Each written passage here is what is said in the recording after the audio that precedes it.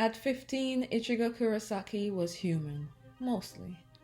Ghosts were an inconvenience, orange hair a public offense, knock over a dead girl's flowers and he'd knock an apology out of you at his own expense. Then Rukia climbed through his window, explained death with rabbit drawings, and stabbed him into a job he never applied for. Substitute Soul Reaper. Temporary help, emergency hire. Yet whenever Soul Society caught fire, somehow they called for the substitute. Captains cornered, worlds collide, and somehow the backup is leading the fight. He'd save existence, send somebody through a wall, then scowl like the whole apocalypse had inconvenienced him after all. And every few arcs, some suspicious adult cleared his throat. Actually, Kurosaki, there's something else you should know. Soul Reaper in black, Hollow in white, Fullbringer in the badge, Quincy by birthright.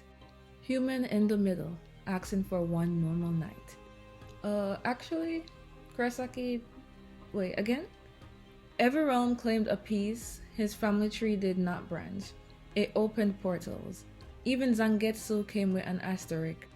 By the fifth revelation, anything else was no longer sarcasm. The substitute had somehow become the supernatural worlds group project. But what Ichigo wants is smaller than everything he carries. No throne to take, no horizon to chase. His whole dream fits inside one loud house where everyone still has a place. Sisters safe downstairs, friends close enough to annoy him, Rukia at the window, defending another criminal rabbit sketch. With her, he can breathe, between one insult and the next.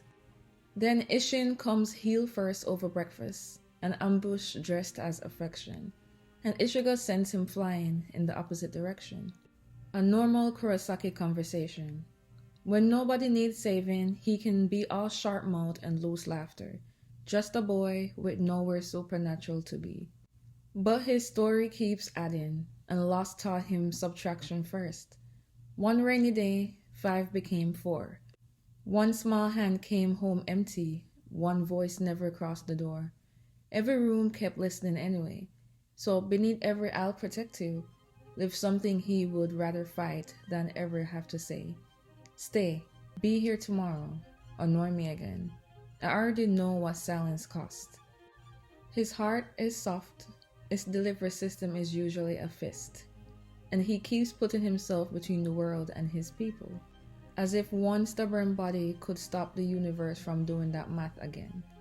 Take his powers, and he aches for the weight of a blade.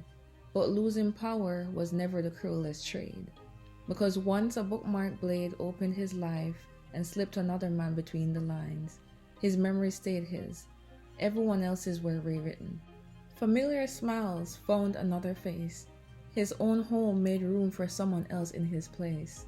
Funny, they had called Ichigo a substitute for years, but nothing prepared him to learn what that word meant from the other side. To stand exactly where you belong and watch someone else fit there. That nearly broke him. Not because he had forgotten who he was, but because the people who made the answer matter had forgotten too. And when power finally returned, of course it arrived through a blade, Rukia again, because these two have never changed each other's lives gently. One blade, one breath, then bickering before the moment grew sweet. With them, rescue and ridicule have always shared a beat.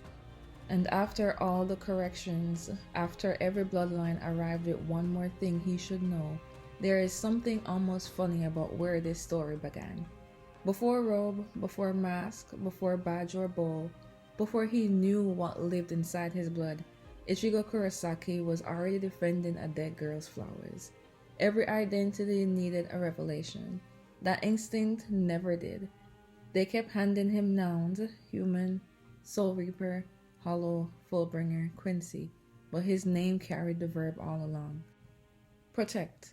So perhaps there is one final correction to the title on his badge. Perhaps Ichigo Kurosaki was never the substitute, perhaps the sword was.